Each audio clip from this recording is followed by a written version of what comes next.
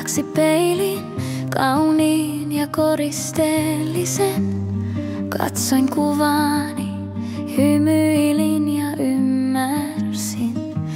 Peilaan ensin itseni ja sitten katson muita. En syytä, en vaadi, vain rakastamalla itseäni voin rakastaa toista.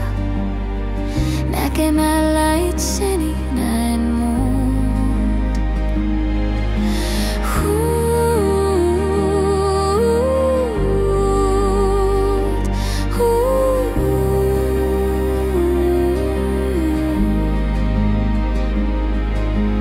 Laskin peilin kädestäni, hymyilin itselleni.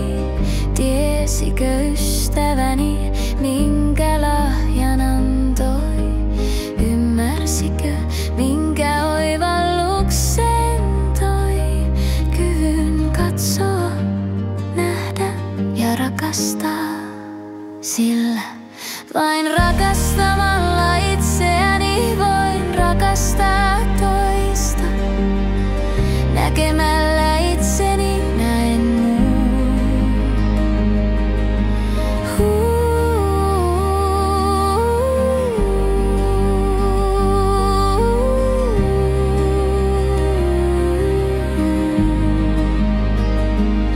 Elämään kuuluu kaikki ilot, surut, toiveet, pettymykset ja virheet. Tunteet vaihtelee pinnasta syvempään, mutta silti kiitos tekee kaikesta kevyempää.